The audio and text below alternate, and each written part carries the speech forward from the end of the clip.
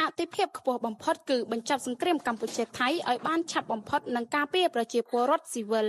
លោកវ៉ាងវ៉ឺនប៊ីនឯកអគ្គរដ្ឋស្ថានទូតចិនប្រចាំកម្ពុជាបានឲ្យដឹងនៅថ្ងៃទី15ខែធ្នូម្សិលមិញថាអតិភិបខ្ពស់បំផុតគឺបញ្ចប់សង្គ្រាមនិងការពារប្រជាពលរដ្ឋស៊ីវិលលោកនិយាយដោយក្តីសង្ឃឹមថាភាគីទាំងកម្ពុជាថៃនឹងអត់ធ្មត់ជាអតិបរមាចាប់គ្រប់វិធានការដើម្បីឈានទៅបទឈប់បាញ់ឲ្យកាន់តែឆាប់បំផុតកសាងសន្តិភាពនិងស្ថិរភាពនៅតាមព្រំដែននិងដើម្បីផលប្រយោជន៍របស់ប្រជាជនបើតាមឯកអគ្គរដ្ឋទូតនៅភ្នំពេញប្រទេសចិនគឺនឹងបន្តធ្វើអ្វីៗគ្រប់យ៉ាងតាមដែលយើងអាចធ្វើបានដើម្បីលើកកម្ពស់ការសន្ទនាឈានទៅកសាងសន្តិភាពហើយចិននឹងបន្តដើរតួនាទីជាស្ថាបនិកតាមវិធីរបស់ខ្លួនក្នុងការនាំមកនូវបទឈប់បាញ់រវាងកម្ពុជាថៃដើម្បីកសាងសន្តិភាពការចេញសារអំពាវនាវរបស់លោកវ៉ាងវ៉ឺនប៊ិនធ្វើឡើងក្រោយអ្នកនាំពាក្យក្រសួងការបរទេសចិនបានចេញសេចក្តីថ្លែងការណ៍ជំវិញឲ្យថៃនិងកម្ពុជា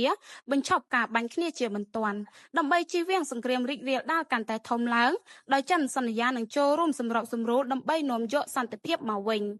តាមប្រតិកម្មនេះមហាអំណាចចិនសង្ឃឹមថាកម្ពុជាថៃបញ្ឈប់ការប្រយុទ្ធគ្នានិងបន្ថយភាពតានតឹងឲ្យឆាប់បំផុតអ្នកនាំពាក្យក្រសួងការបរទេសចិនលោកកូចូហែនបាននិយាយថា